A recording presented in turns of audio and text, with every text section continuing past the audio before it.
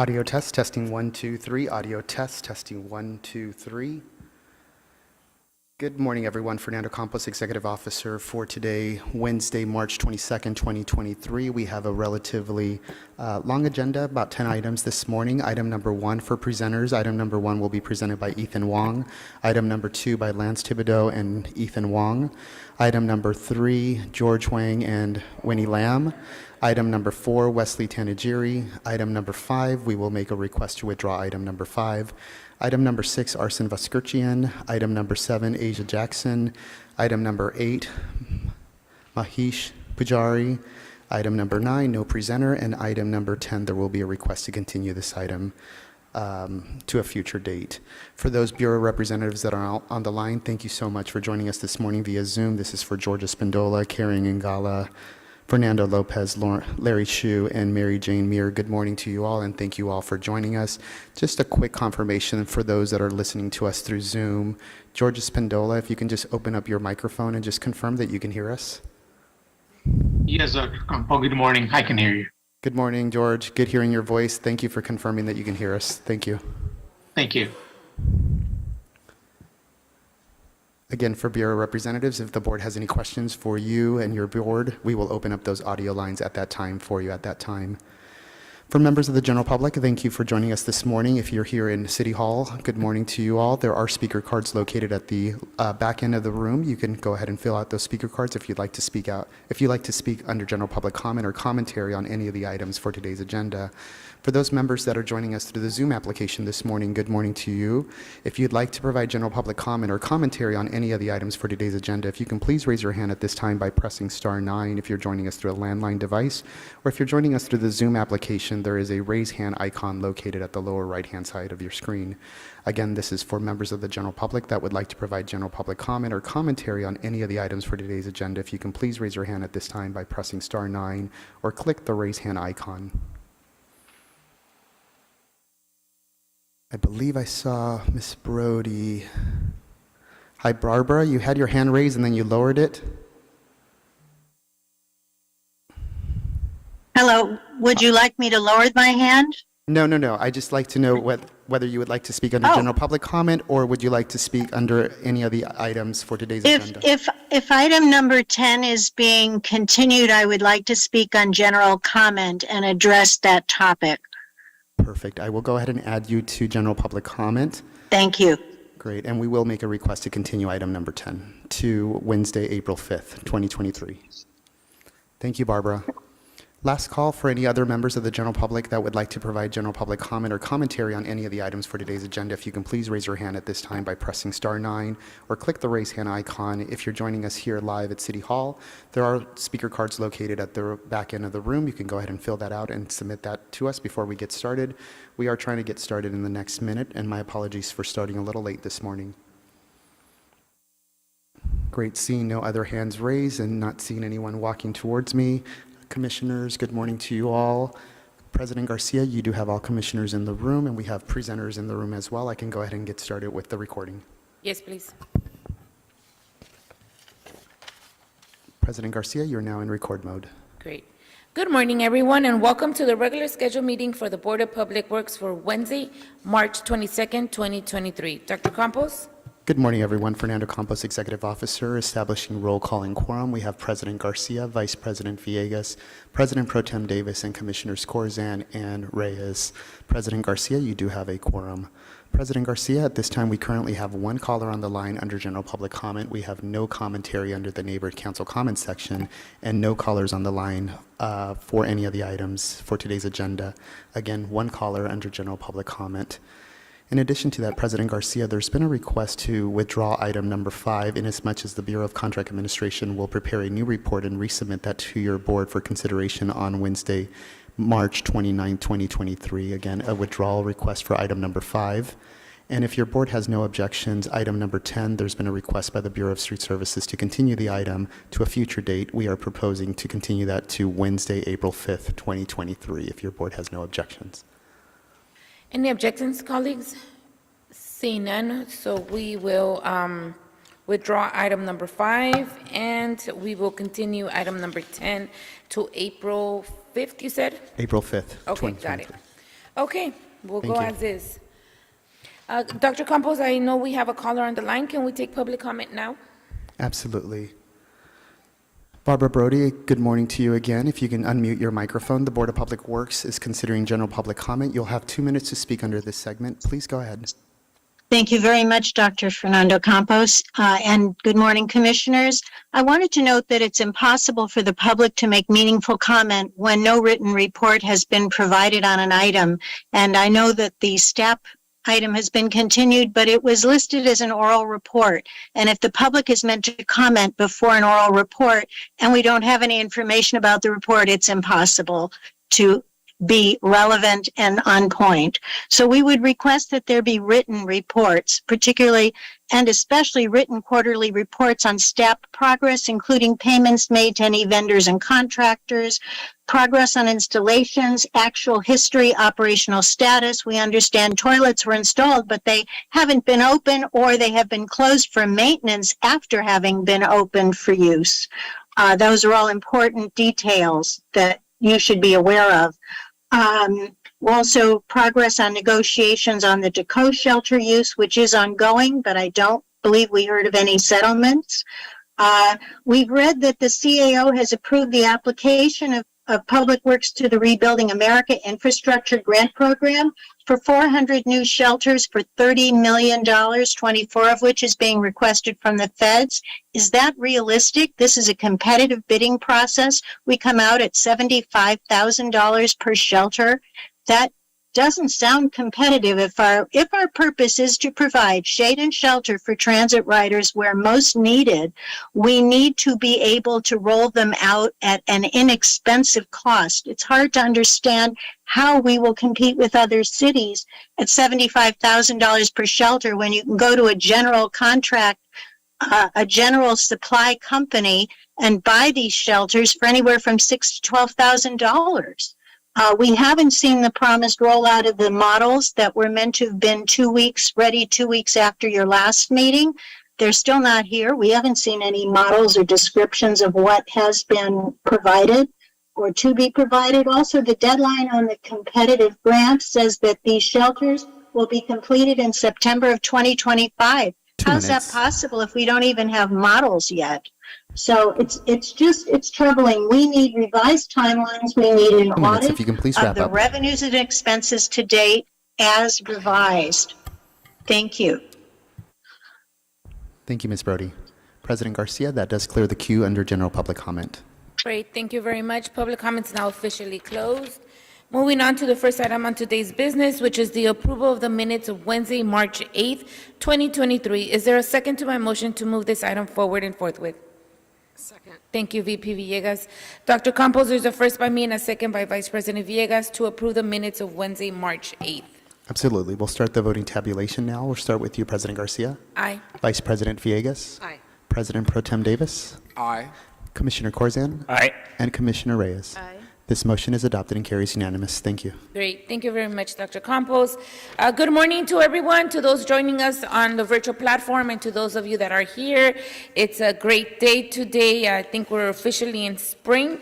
And today, just wanted to make a small recognition. We will be having our Women Leading at Work event this afternoon, where we'll be celebrating a lot of women leadership and finalizing and concluding our Women History Month. So excited to be at the Bradley Towers this afternoon, where we'll be able to just celebrate the women leadership that is now here at City Hall. And excited to be part of it, excited that Mayor Bass is one of our leading forces here.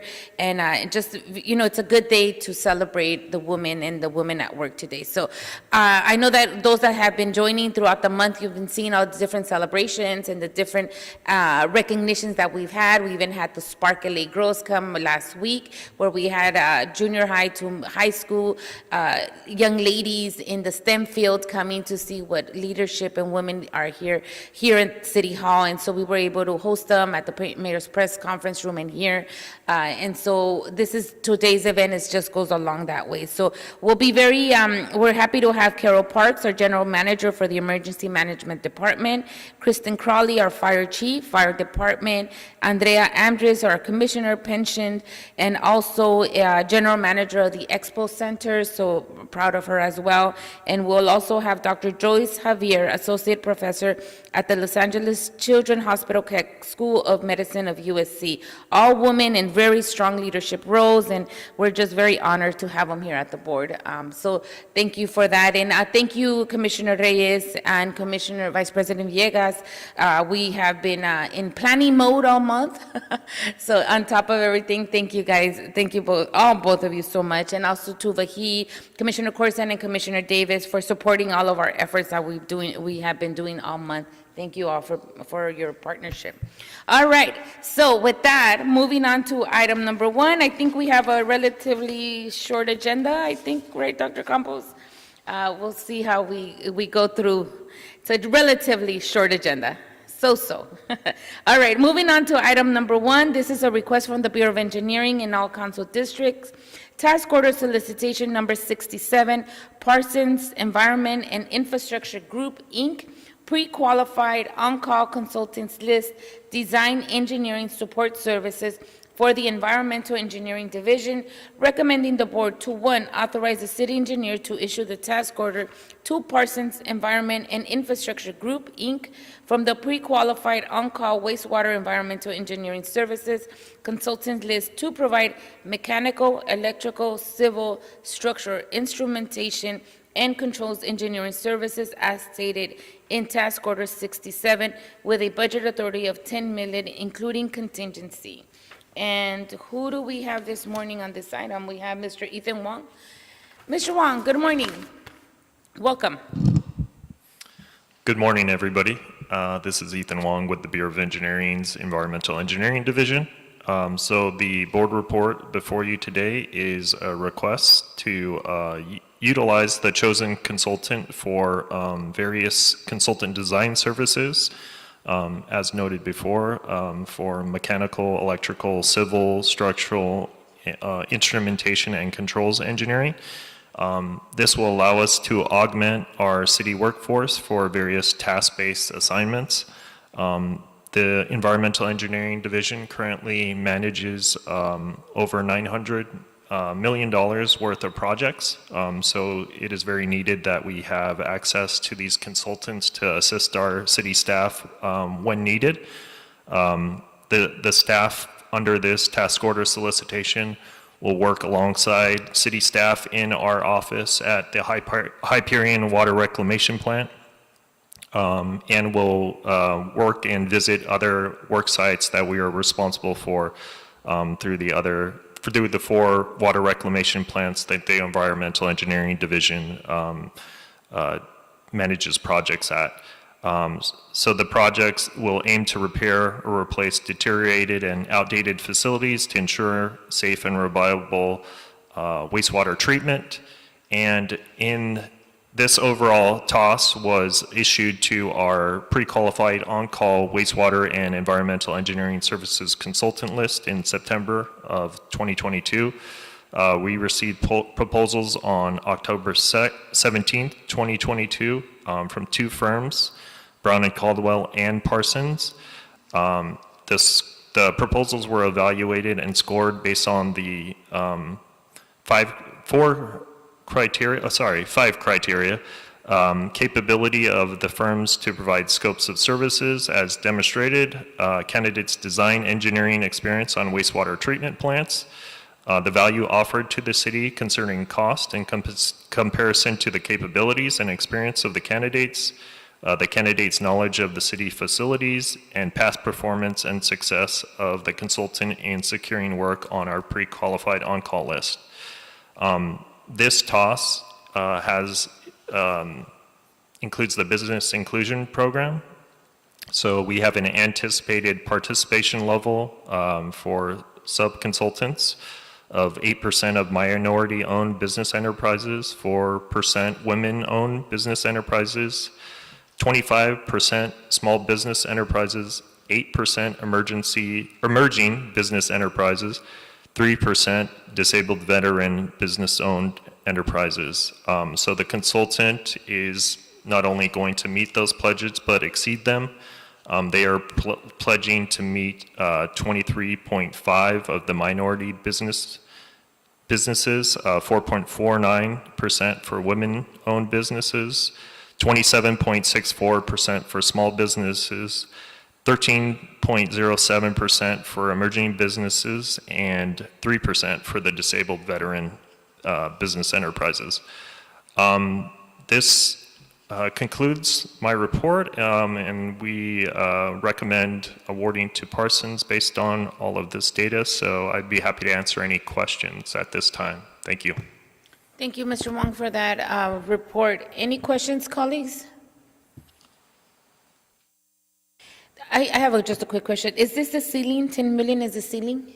Yes, yeah, it's a $10 million ceiling, so the primary purpose is for staff augmentation, so we expect over the course of the 5-year term of the contract that we will use $2 million per year for various staff augmentation and other task-based design services. Okay. So essentially, there's two per year. Exactly. Wow. Okay, that makes sense. Thank you, Ethan. All right, I don't see any questions. Oh, Dr. Davis? Yeah, the funding is, you said local funded? The funding comes from our sewer construction and maintenance funds. Right, no federal funds are in this? No. So I think that it's really great that the Parsons Company has reached out and demonstrated its ability for inclusion, and so that is definitely appreciated. Agreed. Thank you. Thank you, because it is $10 million, so that's good. Thank you for that. Okay, any other questions? Comments? Seeing none, is there a motion on the table to move item number 1 forward and forthwith? So moved. Thank you, Dr. Davis. Is there a second? Second. Thank you, VP Villegas. Dr. Campos, there's a first by Dr. Davis and a second by Vice President Villegas to move item number 1 forward and forthwith. Absolutely. We'll start the voting tabulation. We'll start with you, President Garcia, Aye. Vice President Villegas, Aye. President Pro Tem Davis, Aye. Commissioner Corzan, Aye. and Commissioner Reyes. Aye. This motion is adopted and carries unanimous. Thank you. Great. Thank you very much, Ethan. You're good to go. Thank you. All right, have a good rest of the day. Moving on to item number 2, this is in Council District 5, Construction Services Contract, Terminal Island Water Reclamation Plant, Low Pressure Gas Piping Replacement Project, Capital Improvement Project 8550.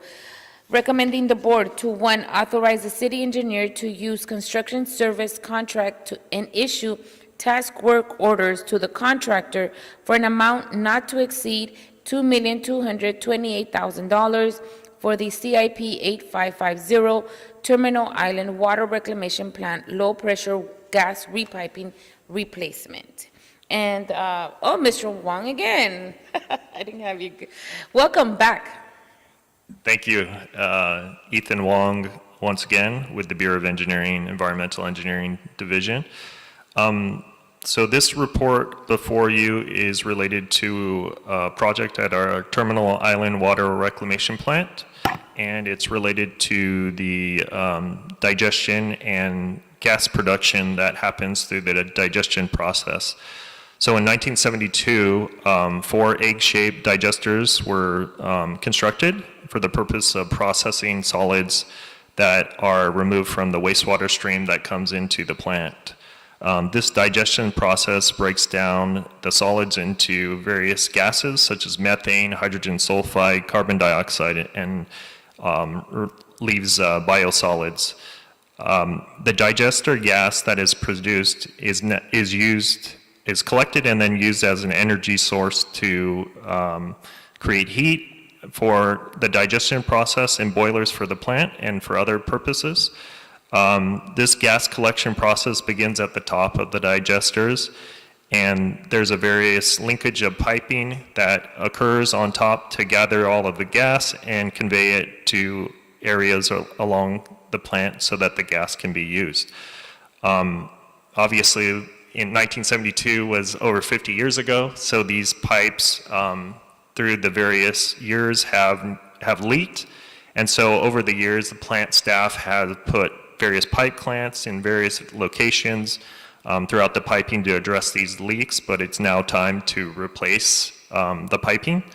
So as part of this work, we are requesting to remove 900 linear feet of 8-inch diameter carbon steel piping and replace it with an in-kind 8-inch diameter stainless steel pipe. We are going to implement a bypass system by adding various piping and valves to do that, and spot repair concrete damage at the type of each digesters where the piping comes out. So the total value of all this work is estimated at over $2.2 million. We're requesting to use the Cisco contract for this work as to remove the pipe and place new, we have to take the digesters out of service. There is a current ongoing project known as the Capital Improvement Project for the digester insulation removal and replacement at Terminal Island. That contractor will also be shutting down digesters to remove insulation and put on new insulation. So we're going to take advantage of when the digesters are shut down to also do this work. So we needed a contractor that we could award quickly to, as well as could be flexible with the various shutdowns. And because the Cisco contractor is already mobilized, there won't be delays if they have to pull off and come back and so forth. So they're well suited to this stop and start type of work and to coordinate with other contractors as well as the operations staff at Terminal Island. So that concludes my report for this project, and I'd be happy to answer any questions related to that. Thank you, Mr. Wong. Any questions, commissioners? Vice President Villegas, and then Commissioner Reyes. Yeah, just if you can just clarify, we're going through this avenue, right? The Cisco process is for expediting this work, is that correct? Correct, and as well as because, you know, when the digesters are down and the other contractors working on various areas of that digester, we're going to have Murray come in and work at the top of the digesters. And if they need to, so that we're not delaying the other work of the contractor, if they finish, then we'll pull Murray off and wait for the next digester to shut down because they're replacing the insulation on all four. So in succession, they will be shutting off various digesters. So we'll have Murray basically jumping around to different areas to complete the Okay, work. just to keep operations Correct. going. Okay. Exactly. All right, thank you. Thank you. Commissioner Reyes? Just want to know with the work that will be taking place, what's the lifespan of that work going to be? How long will it last before the next go-around of, you know, maintenance, construction, and all that? Right. So the last pipe lasted 50 years. We believe that this piping actually should last at least that long, if not longer, so in the 50-year range. And in the process of doing that, do we have mitigation measures in place should emissions come out or leaks or odors, emit, right? Right, yeah, so I believe your question was around the gas leaks, if there happens to be a gas leak in the...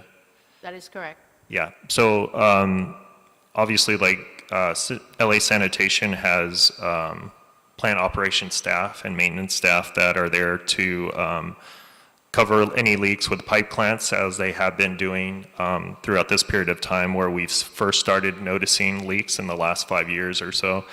So staff is there on site addressing and inspecting the pipe, making sure there are no leaks, but if there are, they will address it. And we can also use not only our Cisco contract to assist, to bring on other workforces to address leaks, but we can also use our emergency contract that we also have to address those kind of issues.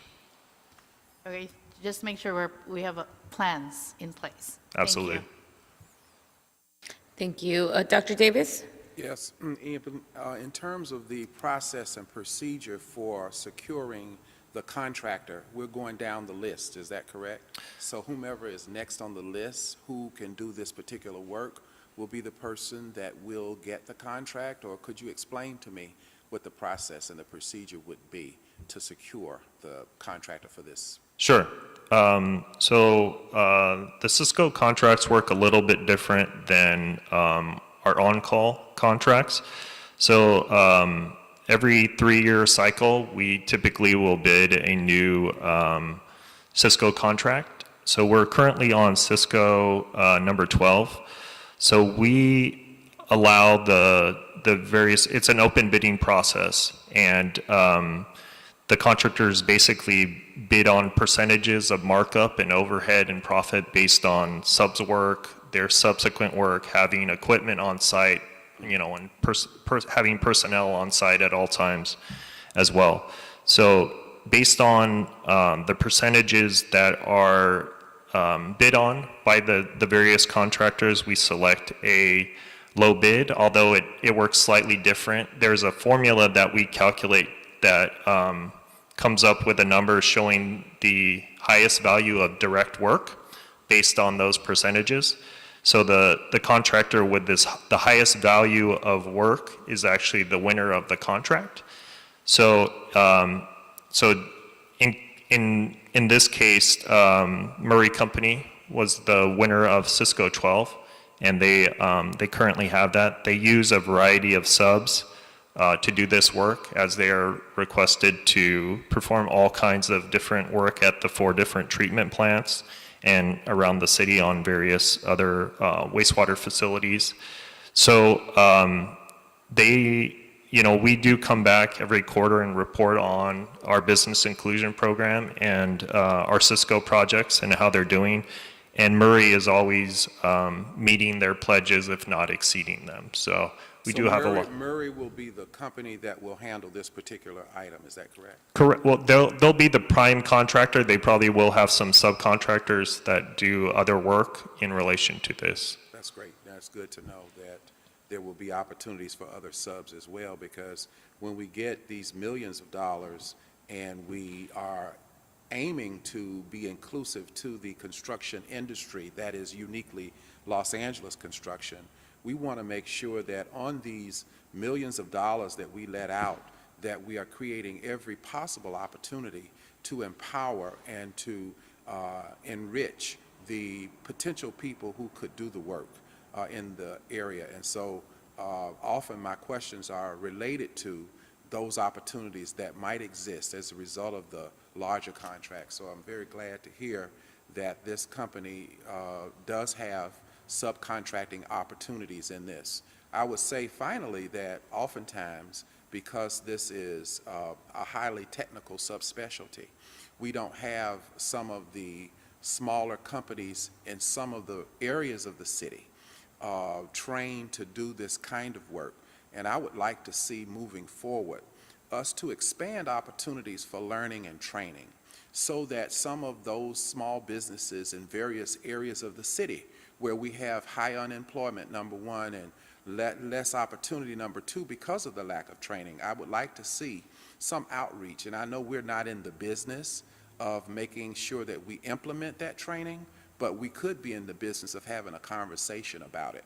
So I would like, because when we are here on the board, we see time and again millions of dollars going out, and oftentimes the areas of small businesses who could benefit from it don't have the necessary training. So I would love to see those major contractors, those prime contractors, do outreach to make sure that some of those who could be potentially subs to work with them get the appropriate training, because year in and year out, as we give these 5-year contracts and renewal for another 5 years, still the culture is the same.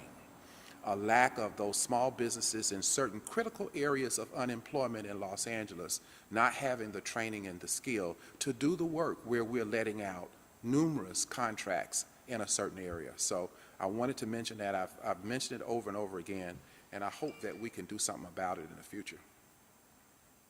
Yeah, we'll do everything we can to address the needs of the small business enterprises and other emerging businesses as well. And we will speak to the prime contractor about continuing to outreach to those kind of companies for subcontracting work. Great. Thank you, Dr. Davis, for that, and thank you, Ethan, for making that. Vice President Villegas? Thank you. I just have one more question. Ethan, thank you for being so thorough always. Do we have a running tab of how much we've, provided Murray Company for, the work that they've done with the city in Cisco 12, or up to date from Cisco 1 through 12? Yeah, Murray Company hasn't been the Cisco contractor on every contract, but I do have the totals for the last few contracts that they have been the Cisco contractor or selected Cisco contractor. So currently, just a rough estimate of where we're at with Cisco 12. It has a contract ceiling of $15 million currently. To date, we've spent about, or we've allocated and budgeted spending of roughly about $7 million. But I will actually get you, I'll follow up and give you the actual list of projects that we've issued under Cisco 12 with the total dollar amount and task work orders I today. know your staff come in, I think maybe quarterly, and they give Yes, us those we do. numbers. So that would, just an email's fine. Yeah, Yeah. sounds good. Thank you. Great. Thank you, Vice President Villegas. I don't see any other lights on. Is there a motion on the table for item number 2? So moved. Thank you, Dr. Davis. Is there a second? I'll take Commissioner Reyes. Yeah. Commissioner Reyes. Dr. Campos is the first by Dr. Davis and a second by Commissioner Reyes to move item number 2 forward and forthwith. Yes, let's start the voting tabulation. We'll start with you, Madam Chair. Aye. Vice President Villegas. Aye. President Pro Tem Davis. Aye. Commissioner Corzan. Aye. And Commissioner Reyes. Aye. This motion is adopted and carries unanimous. Thank you. Great. Thank you very much. Thank you, Ethan. I know this is all important work, so we're glad that we're able to make sure it happens. So thank you. Thank you. All right, I think you're done now, right? I don't see you anymore on my list. Moving on to item number 3, this is in Council District 12, rescind construction contract, HYM Engineering, Inc., San Fernando Road widening at Balboa Road, Federal Project Number CML 5006, recommending the board to, 1, concur with the notice of intent to not execute the contract with HYM Engineering, Inc. for the San Fernando Road widening at Balboa Road project issued on November 30th, 2022. 2, find that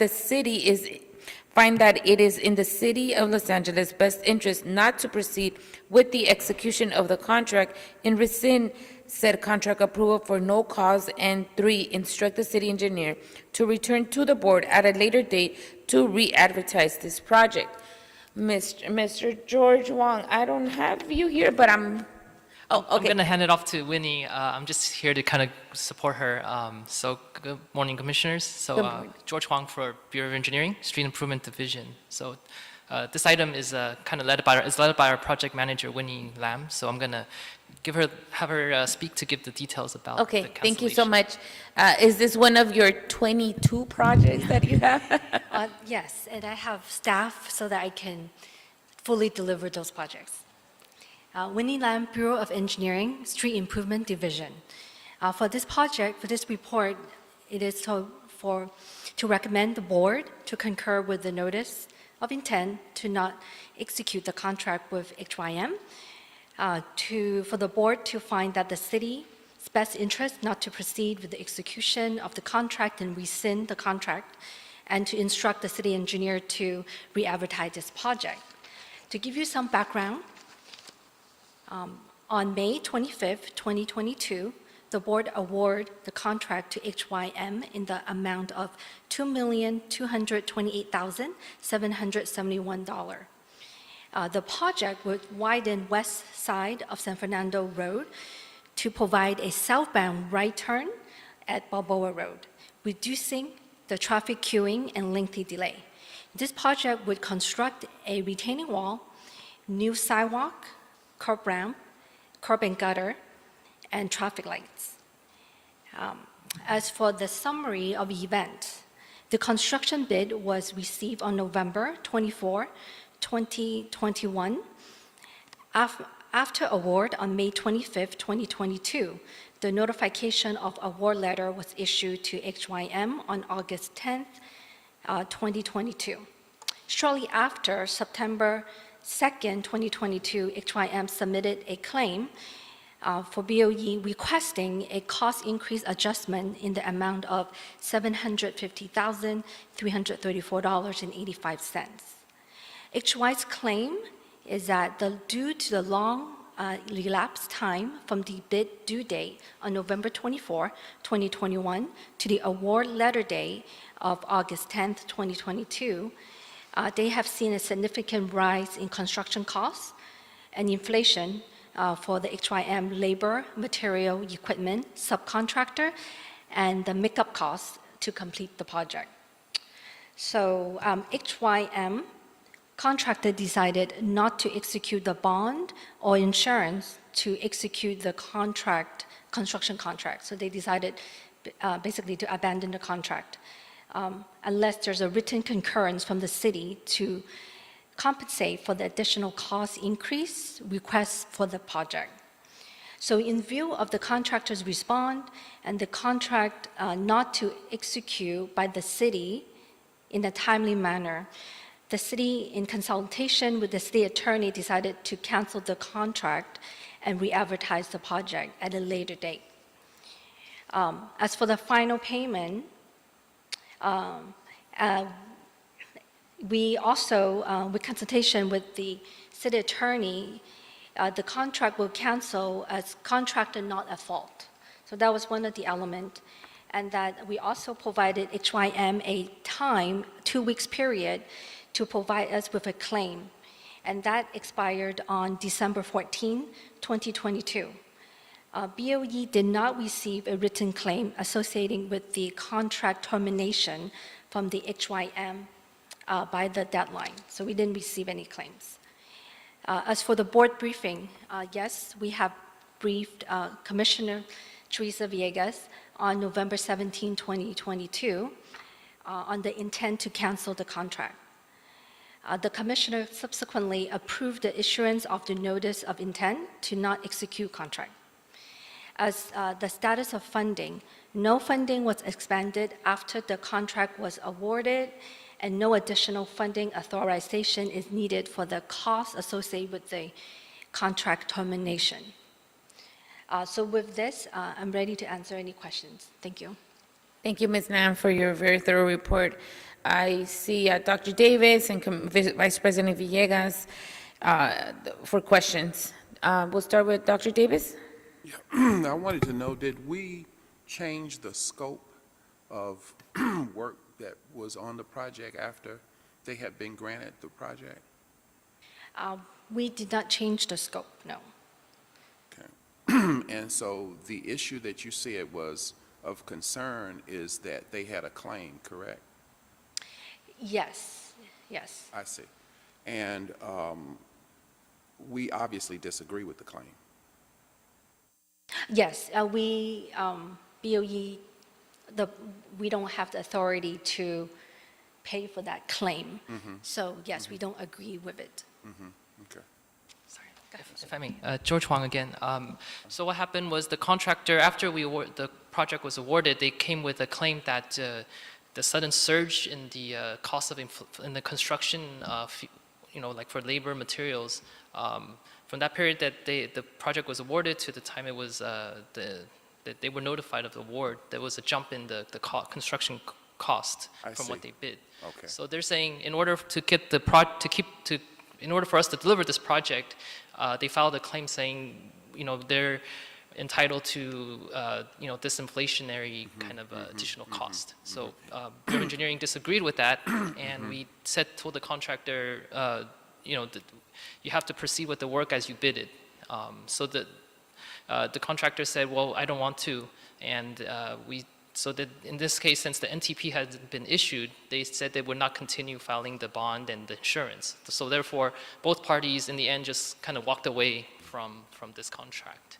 And this situation is a reality in the industry of construction. Oftentimes, when we let out a request for proposal, by the time we get to a point in time to grant a contract to a contractor, that oftentimes we have in the past experienced an increase in resources and materials. Is that correct? So we're not unfamiliar with this circumstance, correct? No, we're not. Yeah, it's definitely, contractor has been coming back and they've been asking because of the cost, the increased cost, that they need to adjust some of the unit prices. We always try to hold them to what they bid. Sure. But if there's any extra work, a lot of times they're not going to, they're going to want to renegotiate those prices, even if, they're on the bid items that they have. Sure, I understand. Thank you. Thank you. Thank you, Dr. Davis. Vice President Villegas? Thank you, and thanks for your report to both of you. Just wanted to ask, since two questions, just for clarification, or just so we can get on the record. Seeing that we are not moving forward with this contract and we're going to redo it, can this existing contractor, HIM Engineering, reapply for this work? Yes, we have spoke to them, and they're welcome to rebid. Once we re-advertise it, it is as if they're a brand-new, fresh contractor. And for the record, that's why we said it's contractor not at fault. Okay, thank you. Thank you for that. And then two, just so that we're able to at least put it on for public transparency, when we, obviously issue a bid and then we tell the contractor they won the project, if you can just quickly state, how long it takes, for the project to get ready to get started, because in this case, it seemed like there was some delay, and then obviously we had inflation, so that created an issue of where we're at today. So just in maybe like just a minute or so, if you can just let us know how quickly, soon after a bid is accepted and the contractor is told, how soon after do they start on the work? Yeah, after the contractor is notified of the award, that they've been awarded the project, it would typically, it could take about maybe a month or two for them to actually break ground. At the beginning, there's always a pre-construction meeting with the contractor and the inspector and BOE and any other parties that are involved with the construction. And there's a lot of submittals that take place. Contractor has to submit a lot of their injury prevention plan, site securing, they have to secure the site, how they're going to do that, and all the materials they're going to use, it has to go through an approval process. We have to also review their baseline schedule. So all those, there's a lot of upfront work at the beginning to get started. So just a lot of coordination and reviewing that scope so that it's in line with what we're asking them to do and then getting started. Okay. And in this case, there was other issues that were preventing us from getting started sooner rather than later. Right, that's correct. And also, we do have a lot of shift from personnel from other various departments and agencies that are involved with even getting the project started after awards. So a lot of that pushed back the actual start of this construction, and compounded with the fact that there was such a surge in the inflation costs during this time period that lapsed. And normally, I don't think the contractor would have made such a claim, even with the time that had lapsed. But in this case, it was enough for them to actually push this issue through to, and that's where we are here. All right, thank you. Thank you, Vice President Villegas. Do we expect for the estimate to go up on your next round of this project proposal? Yes, I do expect that, and I have been speaking with LADOT, who is the federal grant applicant, on finding extra funding gap to fill this gap. Because it is a federal project, we have to follow the procedure of a low bid in the entire process. So we didn't have an option. We're doing the right procedure, notifying the right people. Okay, understood. Commissioner Reyes? Yeah, it's similar to the question of President Garcia, is because I know this is a transportation funding, and it's a grant. So how will that affect, is that grant still available? Will it also, do we also have to leverage our resources for grant purposes, right? We do offer some costs on our side as well. So how will that go now that we're stopping this this bid, right? If we're gonna go from scratch, like how will that funding materialize for us? Yes, we notify Caltrans of this hiccup, and it might not be the first time hearing about a situation like this. So there is special fund, local match will increase, and I think locally there is some, I don't want to say too much, but there is probably a funding source that is at that location due to, there's a local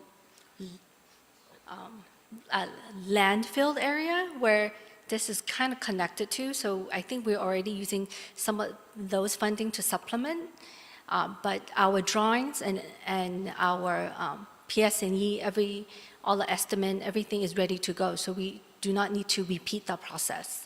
And it's just one more bidding process, and hopefully the second time we'll also get a more competitive bid, because currently we only have one sole bidder. And to add to that, to what Winnie said, before we re-advertise, we always do check with our grantor, which is Caltrans in this case, to make sure that they're aware that we had planned to reject the bids and re-advertise. So we did make sure that the Caltrans is aware of that and that it would not impact the eligibility of this grant in order to re-advertise. So in this case, it won't. That's why we're moving forward with it. And in terms of with LA DOT, because they're providing a lot of the front funding and the local match. So they're also assisting us in trying to find, in case the bids come in higher than this current bid, they are also aware of that and trying to budget, looking for budget to make sure that we can fund this project as a whole once the new bids come in. So definitely it's a... And just to follow up, is it still within the cycle of the grant? The grant is not expiring? No, we are, with Caltrans funding, as soon as we got the E76, which is the promised money, it's a new round, the deadline, everything we set. So luckily, we're in the beginning of the grant process. As long as we complete the construction in that window, it's probably 3 to 5 years window, and we still haven't used our extension yet, because this is the beginning of that cycle. Thank you, good to know, thanks. Yeah, all good questions. City Ted, do you want to chime in and just kind of wrap it up that we're under all legal procedures here? Yes. Time is of the essence when bids come in, and it at every step of the way in this particular project, for I think explainable circumstances and reasons, at every step of the way, further delay was introduced to the point where the contractor made its request. And of course, we could not comply with. And so I fully concur with the recommendation and would just sort of urge the entire system to be ready to move expeditiously as soon as we get those bids, award the contract, get that insurance and bonding in place, issue the notice to proceed. And so the delay puts a lot of pressure on the entire bid, the team of subcontractors that the bidder has assembled, who they need to be able to deliver their parts in accordance with the sub-bids that they received. So, but I concur with the recommendation. Okay, understood. Got it. Thank you, Ted, for your, for making sure that we're kind of proceeding properly here. Okay, any other questions, colleagues? Seeing none, any objections? Hearing none. Is there a motion on the table to move item number 3 forward and forthwith? So moved. Thank you, VP Villegas. Thank you, Dr. Davis. Dr. Campos, there's a first by Vice President Villegas and a second by Dr. Davis to move item number 3 forward and forthwith. Absolutely. We'll start the voting tabulation. We'll start with you, President Garcia. Aye. Vice President Villegas. Aye. President Pro Tem Davis. Aye. Commissioner Corzan. Aye. And Commissioner Reyes. Aye. This motion is adopted and carries unanimous. Thank you. Great. Thank you very much, both George and Winnie, for your time, and we look forward to bringing the project back. Thank you. Thank Have a you. good day. Have a good rest of the day. All right, moving on to item number four. This is in all council districts, designated administrative agency of the Public Way Reservation System, recommending the board to, 1, acknowledge that the board serves as the designated administrative agency of the Public Way Reservation System and shall thereby promulgate rules, protocols, procedures, and exemptions for the implementation and enforcement of the Los Angeles Municipal Code, Section 62.61.1, coordination of activities within the public right-of-way.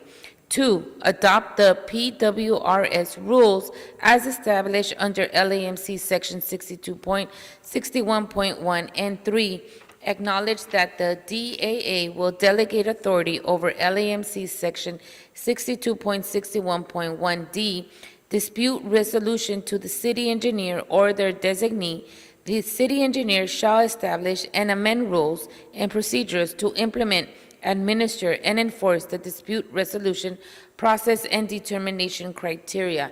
And this morning, we have Mr. Tandijiri Wesley. We don't have any comments or callers, right? Just making sure. That is correct. Would you like me to double check? Can we just, on this one, just want to make sure that we don't have anybody pending? Yeah, absolutely. Members of the general public, the Board of Public Works is now considering item number 6. If you would like to make any public comments on this item, if you can please raise your hand at this time by pressing *9 or clicking the raise hand icon if you're joining us through the Zoom application. Again, this is for members of the general public that would like to provide general public comment on item number 6 for today's agenda. If you could please raise your hand by pressing *9 or click the raise hand icon. President Garcia, I do not have any hands raised. Great, thank you. Public comment for item number 5 is officially closed. So, Mr. Tandijiri. Good morning. Welcome. Wesley Tanagiri, Bureau of Engineering, Central District Office. This item was continued from last Wednesday. Would you like me to provide the brief again, or I can answer any questions you have, specific questions? Maybe just a really short overview? Sure. Okay.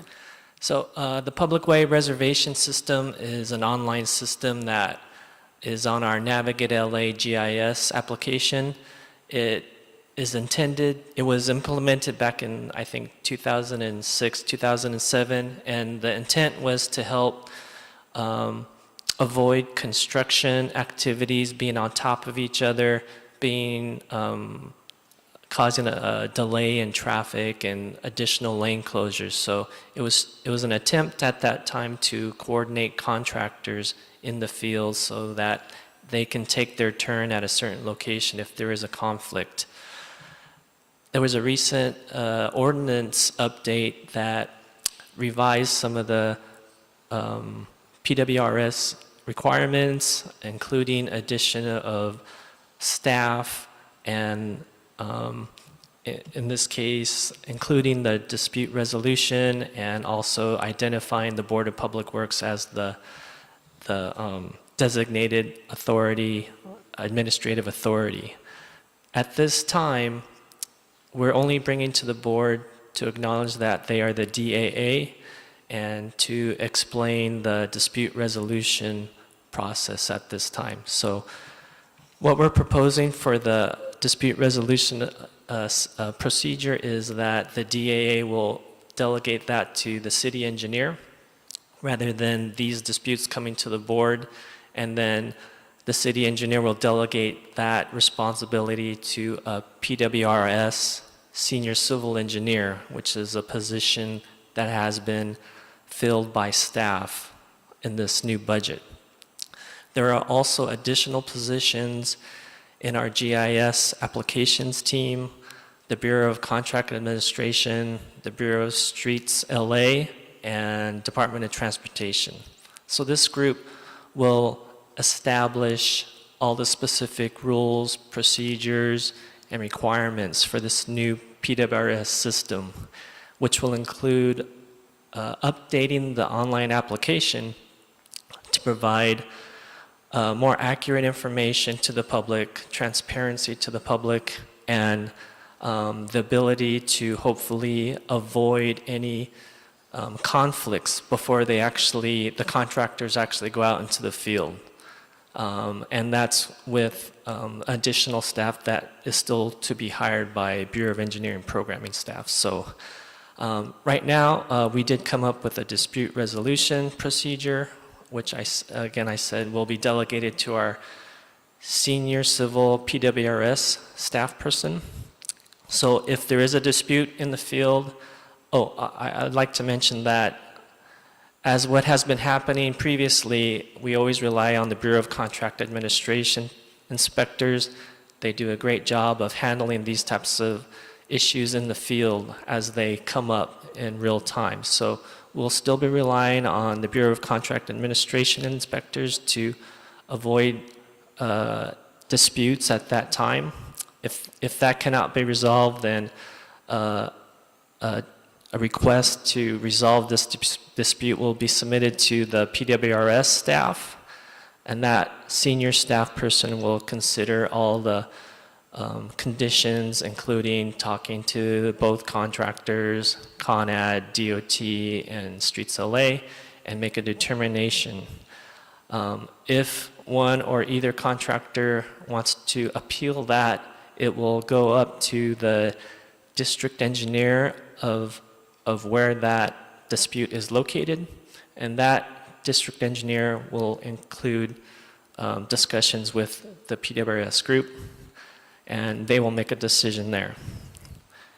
There's one more level. If that wants to be appealed, it will go to the city engineer, and that will be the final determination. So that concludes the briefing, and I'm available for questions. Great, thank you very much, Mr. Tenjeri. Who is assigned to it now? Would that be you, if we have any questions? No, actually, Jim Berman was recently hired to be in the senior civil PWRS position at the Bureau of Engineering. Okay, thank you. Any questions, colleagues? Vice President Villegas?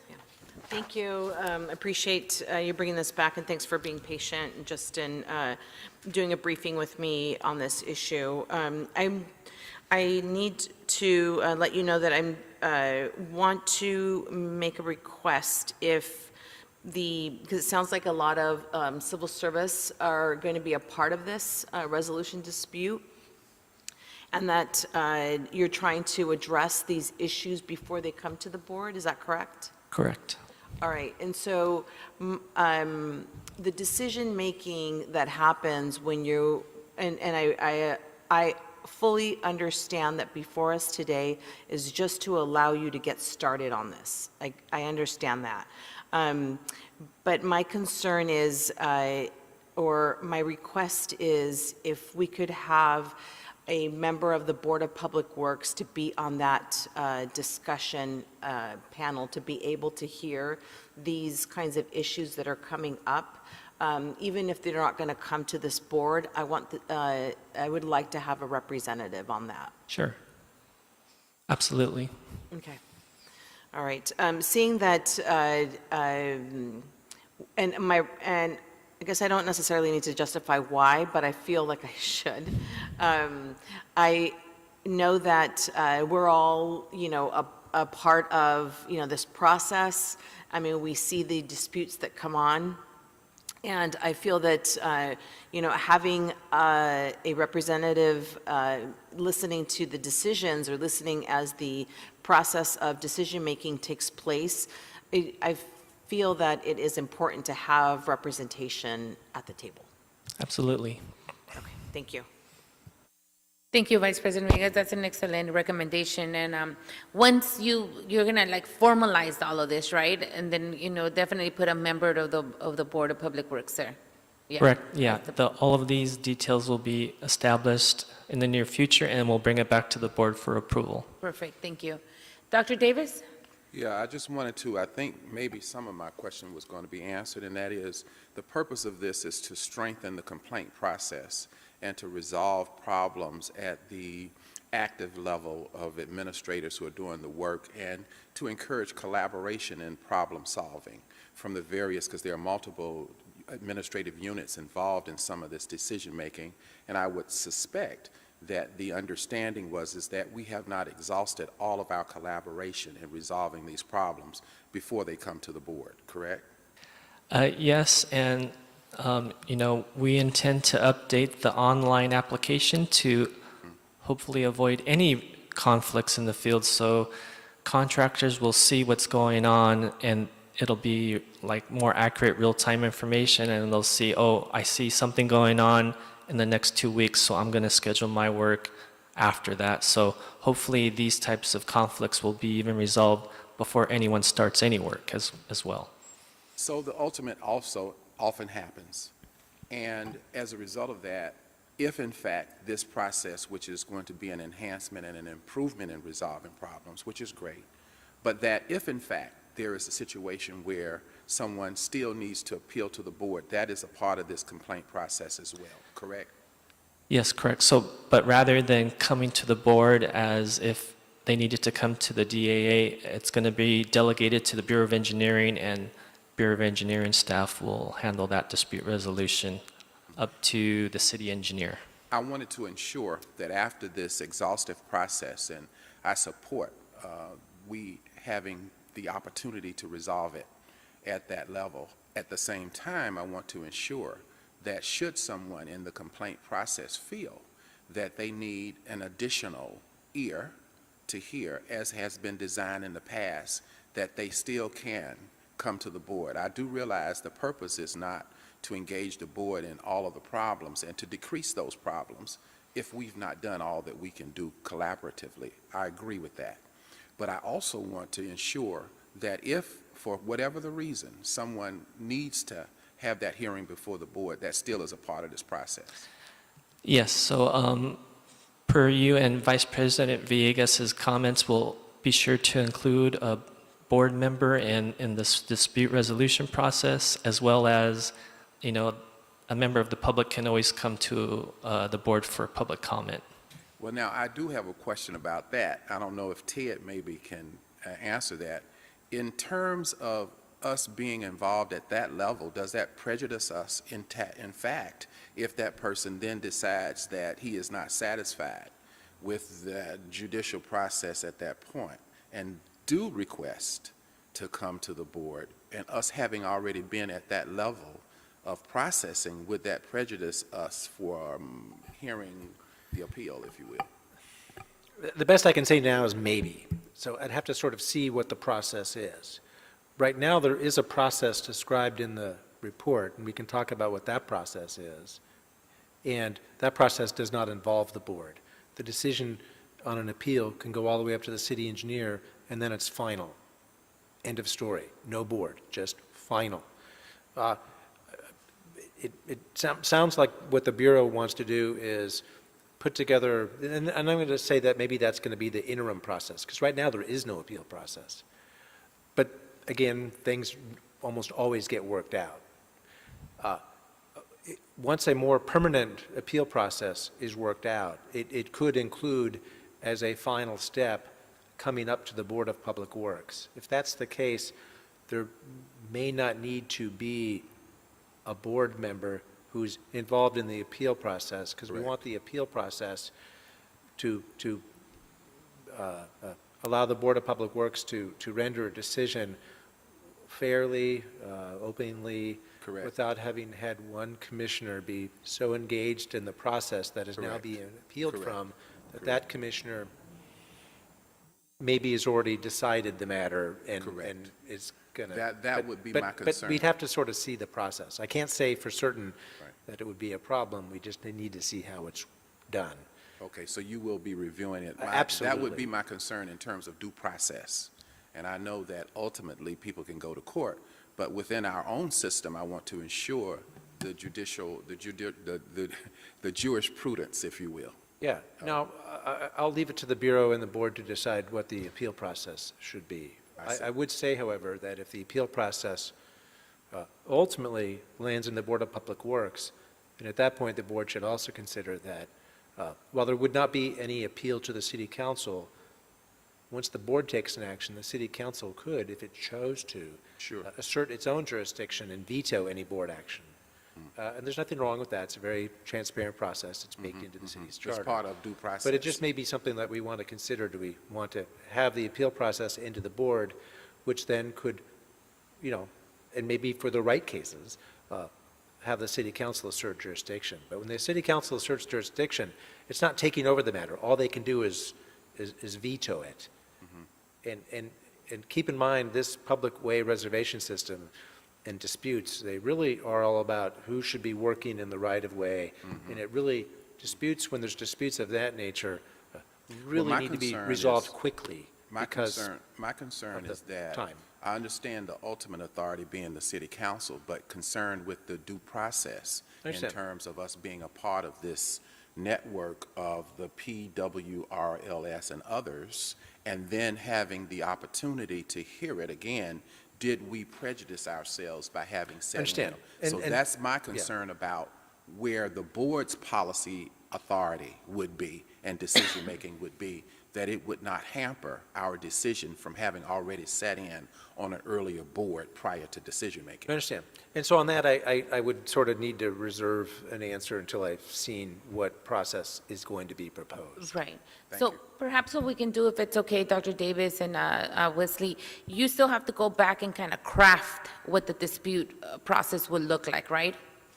Well, we have outlined the dispute resolution process, but yes, as Ted mentioned, there's, the overall process and appeals process that details can still be established. Okay, so why don't we, while you are constructing that resolution process, why don't you, as you're working on it, include recommendations from Dr. Davis and Vice President Villegas?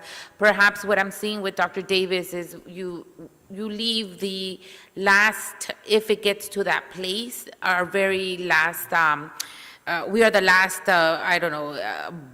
body to either, dispute it, but, there's a level to get to this point. So perhaps the first level is within, what we're currently proposing. Second level, like you said, city engineer. And if at that point it's still not resolved, then that's where you can put the ultimate kind of resolution level, Sure. if that's okay. So almost like a tier section here. Sure, we Okay. can do that. Oh, you're gonna have fun, Wesley. Yeah. But I think these are all very important because one of the things that I know as a board we do not want to lose sight is that ultimate aspect of if there are issues happening on the public right-of-way, who has the right, or who has the ultimate right. And so I think that's where we come along. And so put us at the very last end of that dispute resolution. Okay. Okay. Are you guys comfortable that way? And again, Wesley, he's going to bring it to board, and then we still have time to discuss it and, make other recommendations at that point. But I Yes. would say take first stab at it first, you do, Wesley. Yes. Okay. All right. Any other questions, comments, or concerns? Dr. Campos? Hi, good afternoon, Fernando Campos, or good morning still, Fernando Campos, Executive Officer. Commissioners, the item before you the proposal is to adopt the public right-of-way rules and policies or procedures and protocols. That does raise this item to a level of a policy-making item, and because it rises to that level, wanted to provide a couple of clarity concerns that your board can consider as you deliberate on this item. Recommendation number 2 does propose to adopt the rules as described or as established under the Municipal Code Section 62.61.1. However, the rules that are being before you appear to be in page 2, 3, and 4. So one recommendation that your board can consider, just to make this very clear, that adopting the rules as described in this report and as established by the Municipal Section Code 62.61.1, so that it's very clear that your rules that you are considering today is the report before you that is also aligned with the municipal code as well, not just the municipal code itself. So that's one point of clarification that your board may want to consider to amend recommendation number 2 to indicate adopt the rules adopt the public right-of-way rules as described in this report and as established under LAMC Section 62.61.1. Do That's they one. differ? Are they different? I will have to defer to the Bureau of Engineering whether there are some differences. I believe, just perusing through the report and reading through the report, they are in sync with each other, but I do not know whether there's any missing information or overlapping information. So I'll defer to the Bureau of Engineering whether they're identical or if there are any nuances or differences between the report and the ordinances. Yeah, recommendation number 2, the intent was to adopt the rules that are in the municipal code, and they were briefly outlined in this report. But the specific procedures for PWRS on how the new system is going to be implemented and how appeals are going to happen and things like that, those still have not been established that are not in the municipal code. So Okay. I think, And you to my agree- point for clarification, adopting the rules as described in this report and also the municipal code, that's going to cover both sections as best as possible. When it comes to the dispute resolution, which is recommendation number 3, a couple of concerns there that I wanted to flag for your board for consideration. One is recommendation number 3 does authorize the city engineer to establish and amend the rules and procedures to implement the administration and enforce the dispute resolution process. Although your board has been discussing bring it back to the board for approval, recommendation number 3 does not clearly identify subject to the Board of Public Works approval. Therefore, I would recommend that your board consider to modify recommendation number 3 as follows. The second sentence where it says the city engineer shall establish and amend, I would recommend to strike out shall establish and amend and replace it with prepare and propose to the Board of Public Works rules and procedures to implement the administration. So that way it's very clear that the next step in this action item is for the city engineer to prepare those dispute resolution processes and what that means. And then it would require the city engineer to return back to your board for official adoption of what that process looks like. In that process, then the city engineer can include recommendations that VP Villegas has indicated to include at least one board member as part of the process, and also, as Dr. Davis has indicated, to make sure that the notice appeal to the board is still part of the last process under due process. So those 2 points can be captured at that time, but nowhere in recommendation number 3 requires a city engineer to come back to adopt those rules.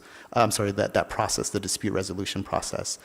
And lastly, in recommendation number 3, it does authorize, or at least it acknowledges, that your board would delegate the authority to the city engineer or their designee. The designee section is some of concern because this is a policy matter. So therefore, we do not know to what extent or to what level or to how many degrees this delegation would move. Would it go from a city engineer to a deputy city engineer to an assistant engineer? We know that the senior civil engineer is the first starting point, but we just do not know what the delegation levels are, and we do not know to what extent that delegation can be passed on from one person to another. So I think would we went caution through your that board. last week, right? Didn't we go through that last week on the delegation and who would get how it would be passed on? Yeah, in the report, it details, it'll start with the senior civil engineer and then to the district principal engineer and then to the city engineer.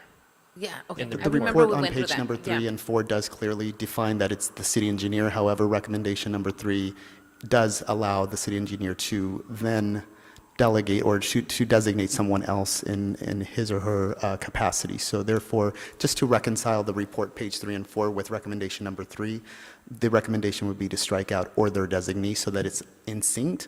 And then, of course, as I mentioned earlier, to have the city engineer prepare and propose to the Board of Public Works the rules and procedures to implement. Okay, so I concur with the prepare and propose. I do think that we should strike shall establish and amend and replace it with prepare and propose. Any objections to that, colleagues? No, I Okay. wanted to. On the item number 2, I'm not sure what we would need to amend that, because if they're the same rules, then we're technically adopting all the rules as established under LAMC, right? And that, whether it's highlighted or not, we're still establishing those. If I can just interject, so Sure. there are no rules in the municipal code And Okay. you don't need to adopt the municipal code. The council did that. The council designated the Department of Public Works as the designated administrative agency.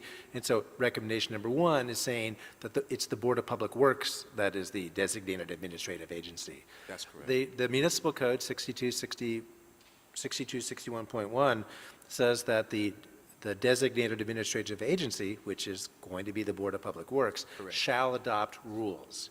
And so those rules haven't been written yet, albeit there is, part of it's written, and that's contained in the report, and that's rules regarding how disputes should be resolved. So when you adopt this report, if you do, you're adopting the dispute rules. It's an 8-step process laid out in this report. It ends with the city engineer. You will be adopting those as the dispute rules.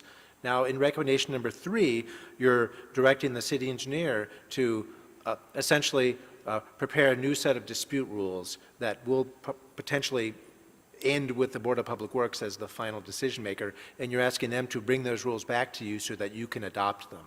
But in the meantime, we'll have the rules that are laid out in the report today. It's this 8-step process. Right. Those will be, I'll just refer to it as the interim dispute resolution rules, because right now we have no rules. Okay, so So- it almost feels like number 2 should be, No, I think number 2 should be fine. Just adopt the rules that are established, adopt the dispute resolution rules that are set forth in And this that's a better- report.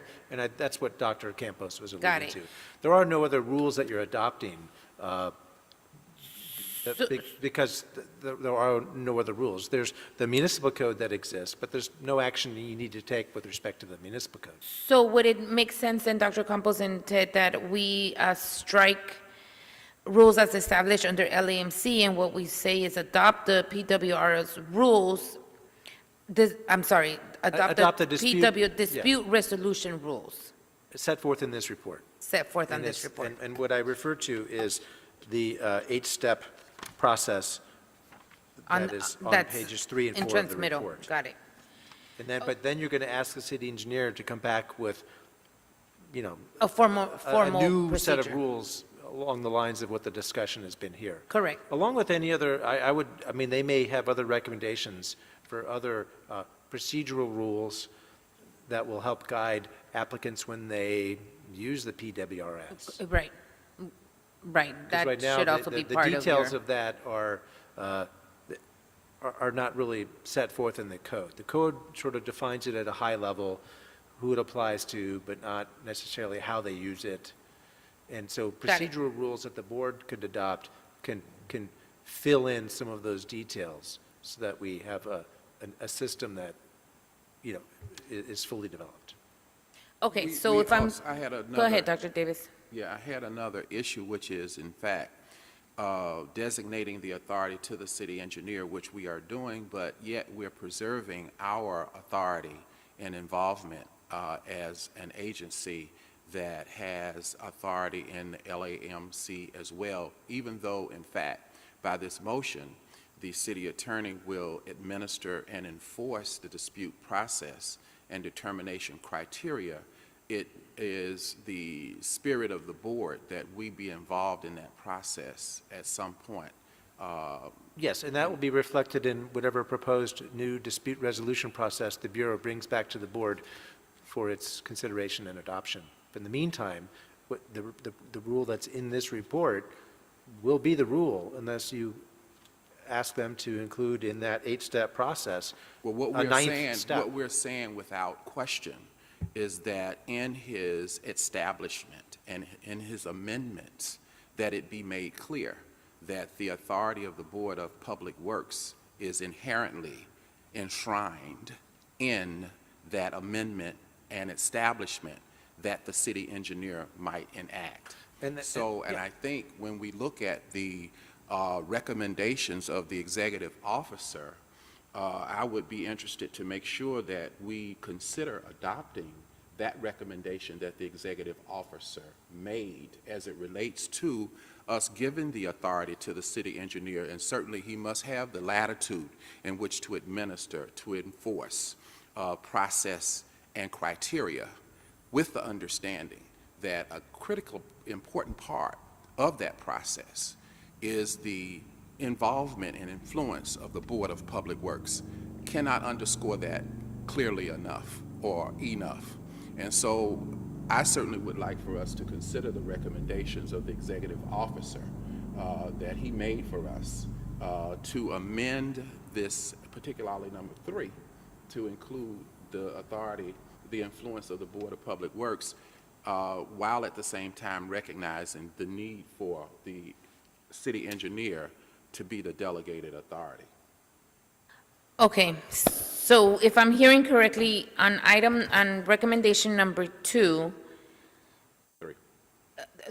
2 and 3, but for 2, we want to amend the rules established under LAMC, and instead of that, say we will adopt the PWRS dispute resolution rules as stated on this report, until you come back with a proposed detailed dispute resolution, right? That includes the recommendation from Dr. Davis and Vice President Villegas that the Board of Public Works will be embedded somewhere, and that at the end of this dispute resolution, if it is not, resolved by the city engineer, then we are at the highest tier to make the final solution, right? Yes. Okay. Yeah, and I think that's important because as we look at public policy and procedure and process, we want to make sure that in terms of public policy, decision-making that comes from the Board of Public Works is a decision that we can live with, and that theoretically the board, the city council can feel comfortable with pretty much. We can't predict people's feeling on every issue, but we want to make sure out of this department that we have an opportunity for review.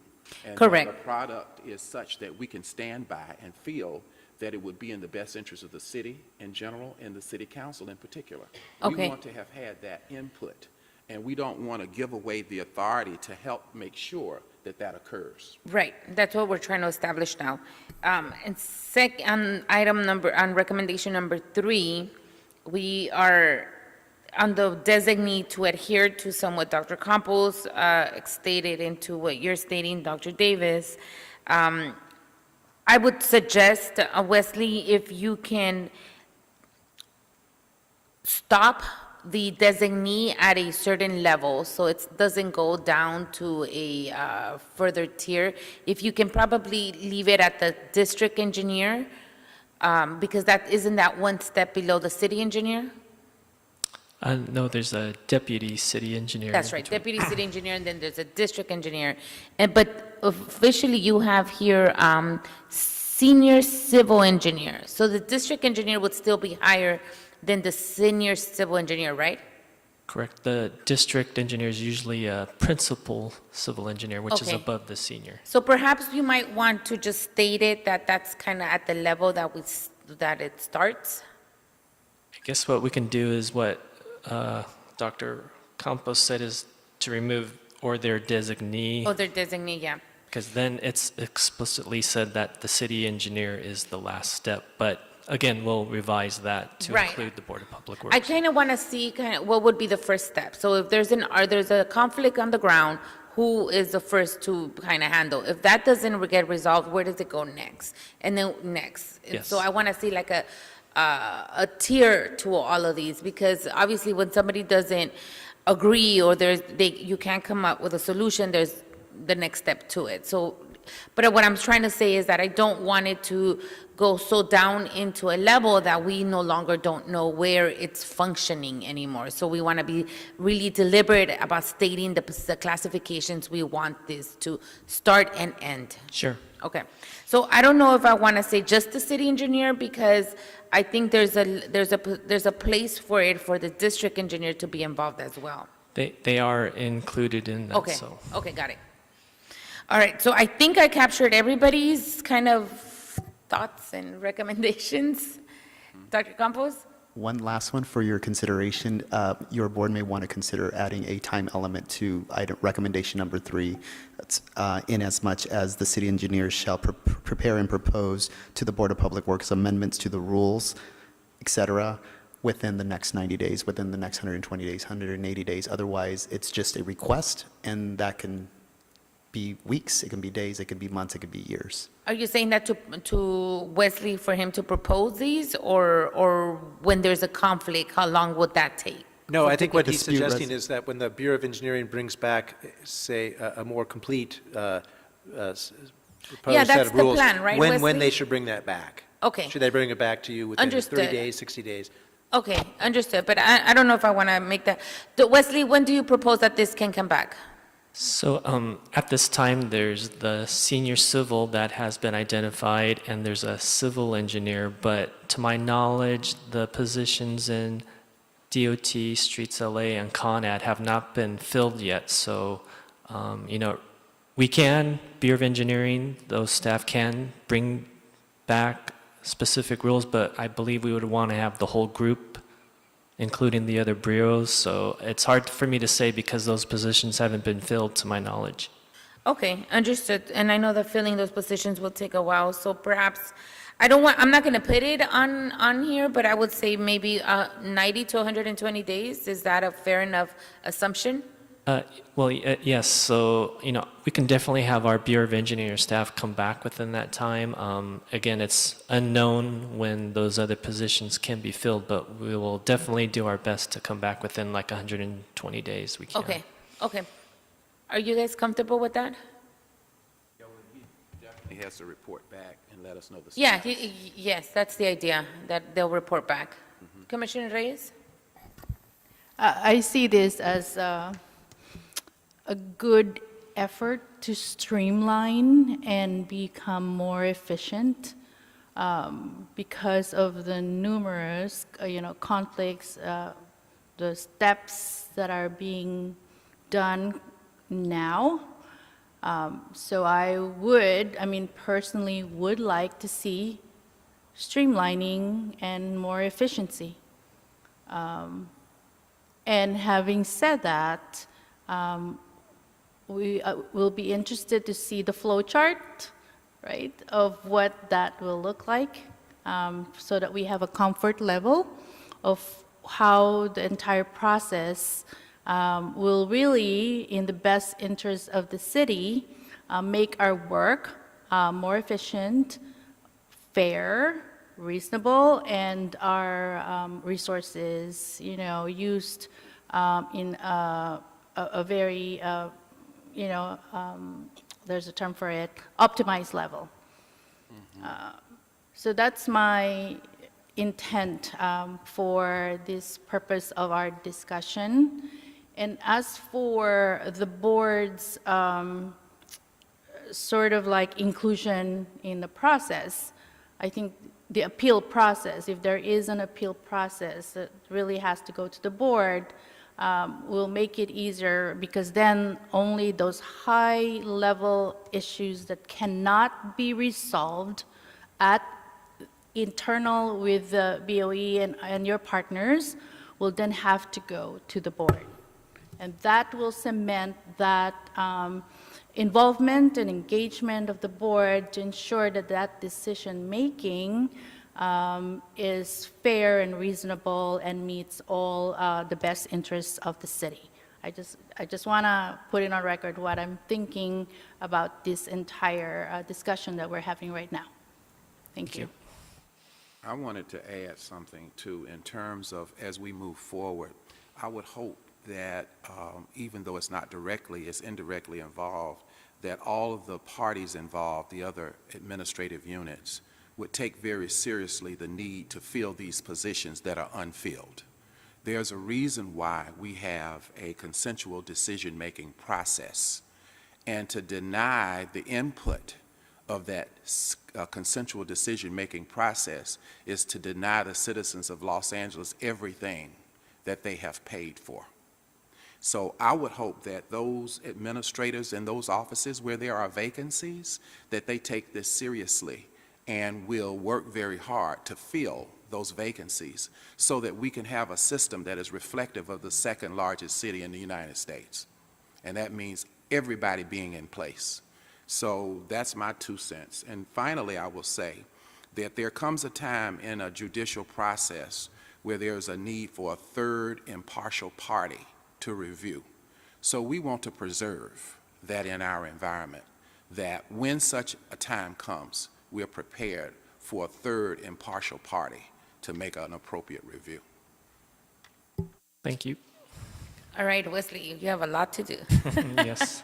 Okay, if I captured everything, Dr. Campos, number 2 will be amended as adopt the PWRS dispute resolution rules as stated on this report. Item number 3, acknowledge that the DAA would delegate authority over LAMC Section 62.161.d resolution of to the city engineer. We're striking its designee. The city engineer shall prepare and propose the rules and procedures to implement, administer, and enforce the dispute resolution process and determination criteria. Does that sound about right?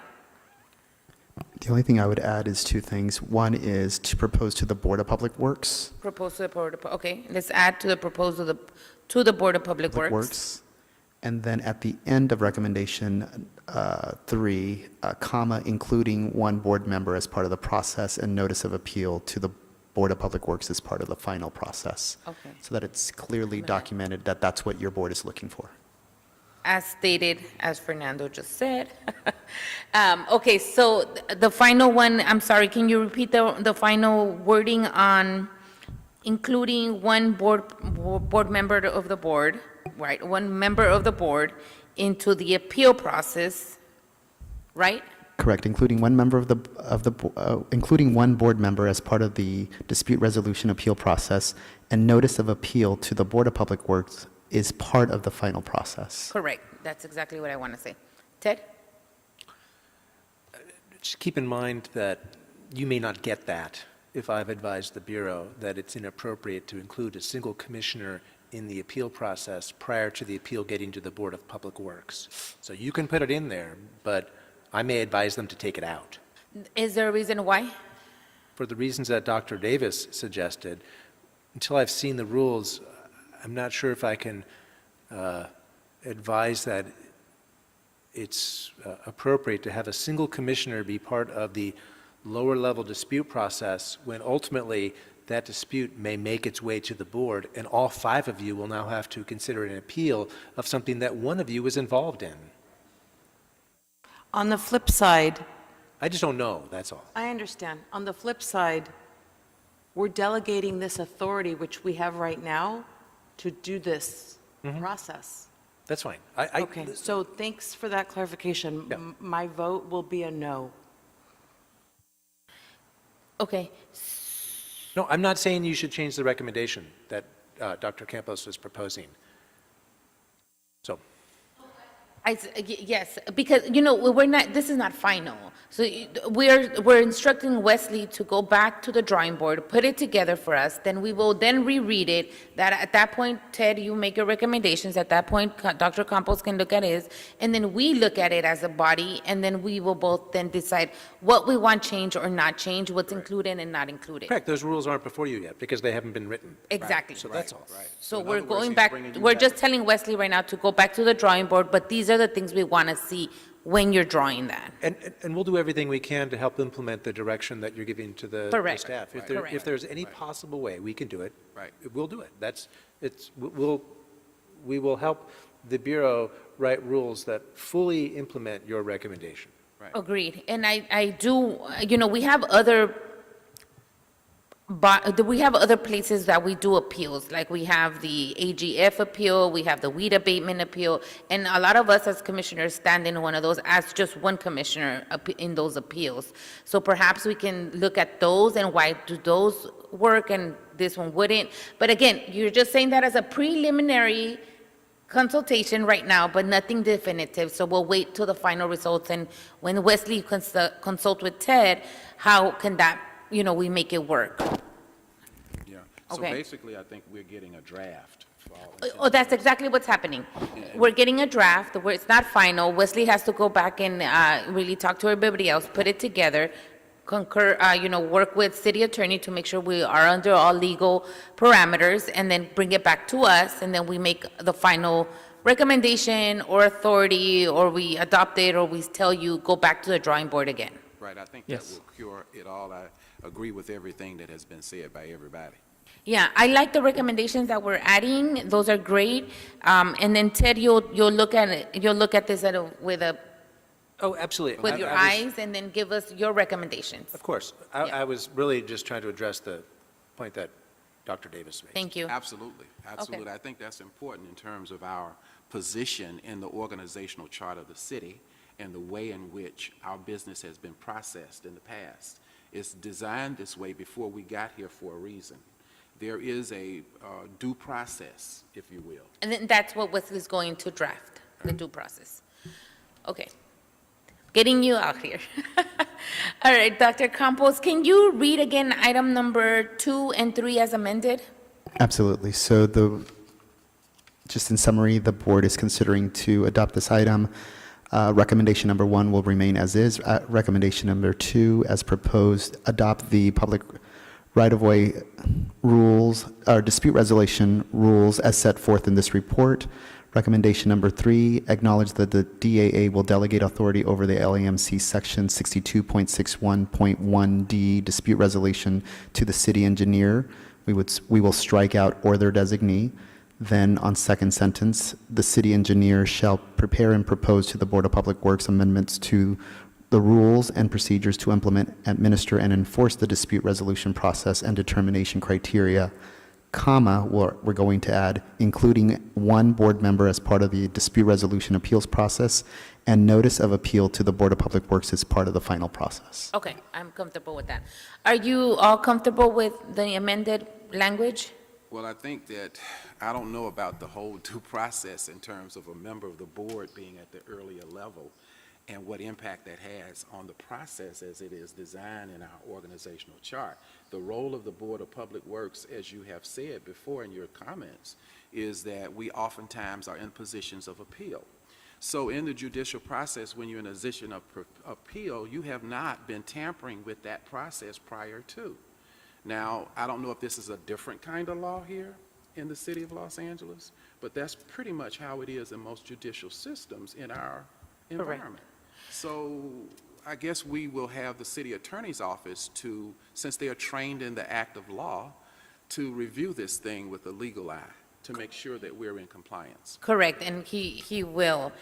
So, back to the language, are you comfortable with that? Because that would instruct Wesley to go draft it. Only once- except, I hate to be the thorn in the rose, but only except for where the board is at a lower level of involvement and then is expected to be an appeals authority later. We already can see the forest for the trees. So as that's to what we're in a kind- dispute here, because why don't we let Wesley draft it with Ted's official legal recommendation, and then we will know what's legal and what's not legal, and what we Right. can and cannot do. And so right now, we just need to release Wesley so that he can go draft it, and then you can make any recommendations or any redrafting from there. It's not the final draft when you bring it back anyway.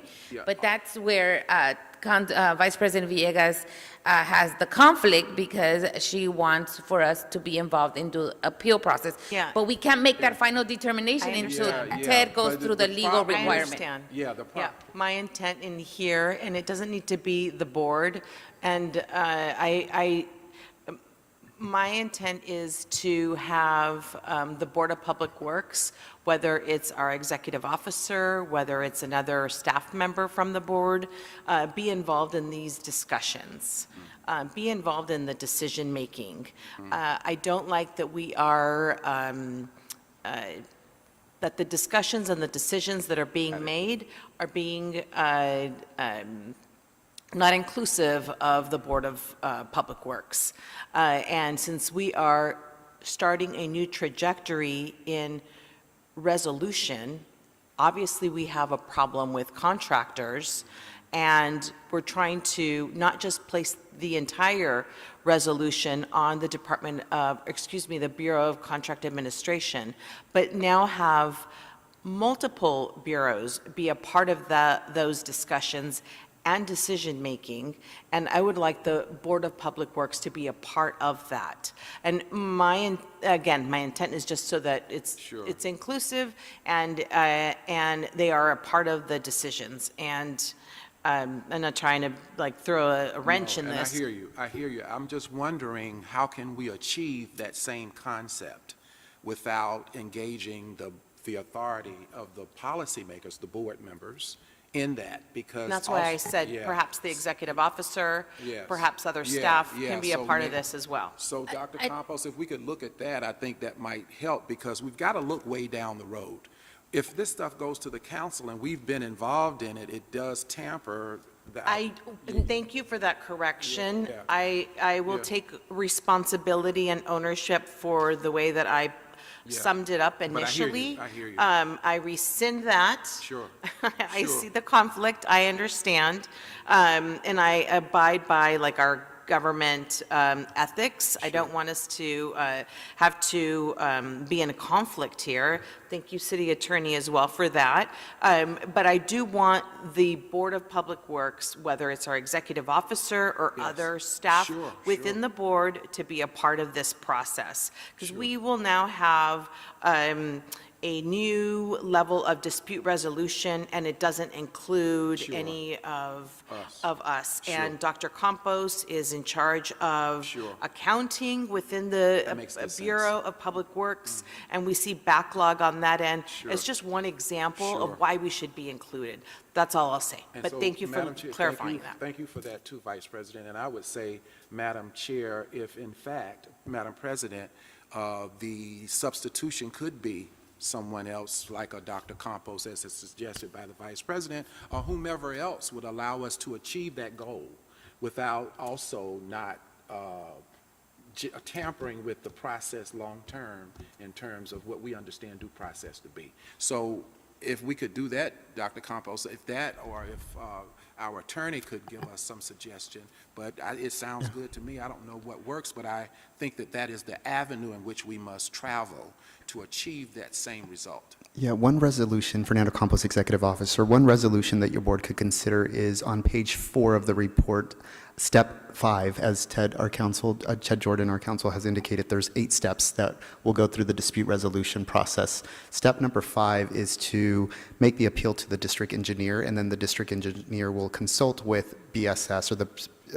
Streets LA is what the report says, Bureau of Street Services, the Bureau of Contract Administration, and the Department of Transportation. Your board could include there, and the Board of Public Works Executive Officer, so that way it's very clear that we are part of the process. We are step number 5 of the 8-step process that's being proposed and adopted by your board, and then that would possibly address the concerns that are being expressed. I will take in consideration all of these, but I will still ask Ted if you can legally go through all the matters to see if there's a board member that can sit in that step.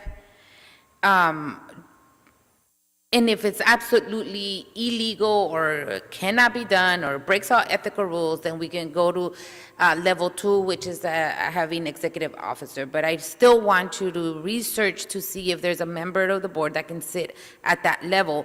Because if my memory keeps me correct, during the 6th Street Viaduct, we had levels of dispute resolution, and it didn't get to our level until the very end. But Commissioner Calosa was part of all of those conversations. So I think there's precedents here before. It has been done before where a commissioner has been part of all those resolutions before it came to the board. Then when it came to the board, she was still part of them as well. So maybe I'm wrong, but I remember through the 6th Street Viaduct, maybe 4 or 5 years ago, we went through a similar situation like this. And the board member was part of the first dispute resolution meetings before it even got to the board. So if you can look at that too, Ted, to make sure. Yeah, Yeah. I'm not, I think it could work. We have existing processes where commissioners do get involved individually. They're not necessarily being a decision maker, they're being oftentimes more of a mediator Yeah. in helping resolve differences. Same It's worked very concept. successfully with our above ground facilities ordinance, where notwithstanding what we call it, the commissioners do get involved individually or sometimes in a pair. Yeah. They talk to the interested parties and oftentimes help the interested parties reach an agreement, which is really the goal Correct. here. And then when an agreement can't be reached, the commissioner then makes a recommendation. They haven't decided it. They've just made then they make a recommendation to the board. So I think there's it can easily be done in a Let me ask similar you a way question. here without creating a due process issue. The only hesitation I expressed, and perhaps I overzealously expressed it, was I just haven't seen the process laid out yet. And Correct. so So but none I'm- of us I'm have. I have confident a that we question. can. None I of have a us have. question. I have a question. So in that circumstance where this member of the board was involved in, I would say, advising, what would happen if it were a conflict and it needed to come before the board attorney? It did come to board, one of the Well, conflicts. like on the cell towers, for example, under the AGF ordinance, those items, when they do come to the board, they can come to the board with the recommendation of the commissioner. The board, that commissioner has become, more involved in the process, but it doesn't jeopardize their ability to act on the matter or the board's. Right. They But they were haven't- not in a They were not decision. and the subcontractor substitutions that we have, which also come to the board after a single commissioner has reviewed it, the board then takes the action and has the recommendation of that single commissioner. That person, as a board member at the time, was not in a decision-making authority. They were a Correct. liaison So, and having a discussion, correct? I believe it can be done here, too. I agree. To facilitate that early involvement, whether it's a commissioner or our executive officer, who is the director of public works. Yeah. I, I'm just not ready to put it on today's That's right, that's right. recommendations. And that will be baked in to the recommendations that the Bureau brings Correct. back to you. Correct. And I'm confident that we can do it in a way that implements the interests that have been expressed here. Correct. Thank you. Okay. So going back to, we are not going to do the final one, but if you can reread number 3, Dr. Campos? Just for my own clarity, when you said we're not going to do the final one, are We're you not going to do referring the your final The recommendation. addition, okay. Yeah, So no, we're then, not. if we are dropping the additional, or that last sentence that was read into the record earlier, recommendation number 3 will now read as follows. Acknowledge that the DAA will delegate authority over LAMC Section 62.61.1D dispute resolution to the city engineer. We will strike out "or their designee."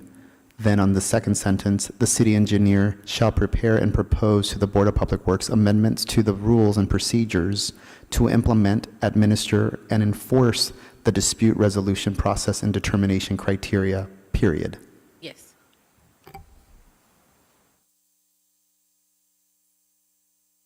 Okay, I'm comfortable like this. Colleagues? Objections? All right, is there a second to my motion to approve item number 4 as amended? All second. Thank you, Vice President Villegas. Dr. Campos, there's a first by me and a second by Vice President Villegas to approve item number 4 as amended. Absolutely. We'll start the voting tabulation. We'll start with you, President Garcia. Aye. Vice President Villegas? I'm a yes. Yes. President Pro Tem Davis? Aye. Commissioner Corzan? I'm going to follow that yes. Yes. And Commissioner Reyes? Yes. That's a yes. All ayes, or all 8 yeses, this motion is adopted and carries unanimous. Great, Thank you. thank you very much. I mean, at the end of the day, we're all very, passionate about this, so Wesley, take it all in good stride, because we were just really making sure that we have still we see the best for the contractors, our departments, and everybody that in the project involved. Of course, thank you. Thank you. All right, thank you, colleagues. Moving on to item number 5. Item number 5 has been withdrawn, and we will revisit it on March 29th. Moving forward to item number 6. This is in Council Districts 3, 9, and 10. Funding Sources Task Order Solicitation Number 24, HNTB Corporation, Reseda Boulevard and Avalon Boulevard Complete Streets Program, recommending the board to, 1, approve the use of the following funding table, which lists the approved funding sources for use of Task Order 24. As seen on today's agenda, the table that we see right in front of us. And Arsen, where were you? I didn't see you all this time. Good morning. I was hiding out on the side Yeah, I over can there. see you were hiding. Good morning, welcome. Good morning. My name is Arsen Voskirchen. I'm the division manager for the Street Improvement Division at the Bureau of Engineering. And I'm here today to present this motion, which is really a clarification of funding sources to allow for payments to be processed and paid to the consultant that has already performed the work. And so task order solicitation was issued to HNTB, the consultant that's been working on our Complete Streets, Reseda, and Avalon projects. That board report was adopted back in January of 2018, which is included as attachment number 1. However, that contract under which the task order was issued was set to expire in March of 2022. And so at that point, the consultant had not yet completed all of the work. There was still more work to be done, and the funding had not yet been fully expended. And so we came to the board in March of 2022, about a year ago from today, to ask for authority to sole source the remaining work of those 2 projects to the same consultant under the new pre-qualified on-call consultant list. And so the consultant has been doing that work under your authority. You've adopted that board report back in March of 2022. However, when we did that subsequent board report, the second board report with the sole sourcing, we referenced back to the original board report for the funding table. Basically, we said that the funding for the sole source board report would be within the same approved budget as previously adopted. And so the payments for the current task order have been on hold, and we haven't been able to get those processed and paid. And so the Office of Accounting has requested that we return to your board to ask for clear documentation of the approval to use those same funding sources that were originally listed on the original task order board report to be used on the new task order that was sole sourced on the new contract. And so we're here today to ask for your authority to use those same funding sources to pay for the invoices of the work that's been completed on the new contract under the new task order. Those funding sources have been appropriated by council for these projects, and so we do have authority through council to use for these projects. It's just a matter of your authority for us to be able to process the payments. Okay, understood. Any questions, colleagues? Any objections? I'll move the item. Thank you, Vice President Villegas. Is there a second? Thank you, Dr. Davis. No questions, Arsen. Dr. Campos is the first by Vice President Villegas and a second by Dr. Davis to move item number 6 forward and forthwith. Absolutely. We'll start the voting tabulation. We'll start with you, President Garcia. Aye. Vice President Villegas. Aye. President Pro Tem Davis. Aye. Commissioner Corzan. Aye. And Commissioner Reyes. Aye. This motion is adopted and carries unanimous. Thank you. Great, thank you very much. Thank you, Arsen. Have a good Thank rest you. of the day. You too. Moving on to item number 7, this is an AFE for the State Water Resource Control Board. Bureau of Sanitation and Office of Accounting are requesting board approval and execution for an authority for expenditure in the amount of $55,536 for annual fees for wastewater discharge for the term of July 1st, 2022 to June 30th, 2023. And this morning we have Ms. Jackson here. Good morning. Good morning. You guys are like hiding. Seriously, I didn't see you guys at all. Good morning, Commissioners. Asia Jackson with Sanitation in the Clean Water Conveyance Division. I'm here for item 7 to go over the AE for wastewater discharge fees. In the city of Los Angeles, we have 6,700 plus miles of sewer that we operate and maintain. These sewers fall into 3 different areas for the State Water Resources Control Board. They fall into Terminal Island, LA Sanitation Collection System, and Hyperion. So the expenditures are to cover all 3 areas of our wastewater discharge, and that total is $55,536. Thank you. Any questions on this? This is like our annual fee that we'd have to pay, right? Correct. This is just our annual fees that covers recoverable costs, included administration, monitoring, enforcement for our wastewater discharges to the state system. Okay, understood. I don't have any issues with this. Any, Vice President Villegas? I don't. Okay. Hearing none, is there a motion on the table to move item number 7 forward and forthwith? So moved. Thank you, Commissioner Reyes. Is there a second? Second. Thank you, Dr. Davis. Dr. Campos, we have a first by Commissioner Reyes and a second by Dr. Davis to move item number 7 forward and forthwith. Absolutely. We'll start the voting tabulation. We'll start with you, President Garcia. Aye. Vice President Villegas. Aye. President Pro Tem Davis. Aye. Commissioner Corzine, we'll mark him as absent for right now. For now. And Commissioner Reyes. Aye. This motion is adopted and carries unanimous. Thank you. Great, thank you very much. We have to pay our bills, so. Yes, indeed. Thank you. Thank you. Moving on to item number 8, this is a request from Council District 6, 11, 13, and 15, AFE for the State Water Resource Control Board, Bureau of Sanitation, and Office of Accounting are requesting board approval and execution for an authority in the amount of $28,500 to pay for the annual renewal fee for the Environmental Monitoring Division's Environmental Laboratory Accreditation Program Certificate for each water reclamation plant laboratory. Good morning, sir. Mr. Pujari, how are you? Thank you. Good afternoon, really. Oh, good afternoon. Welcome. Thank you. Nice to see you, all commissioners and Thank President you. Garcia. I think after a long time we are able to come and talk to you in person. Wonderful, which is a good feeling. And,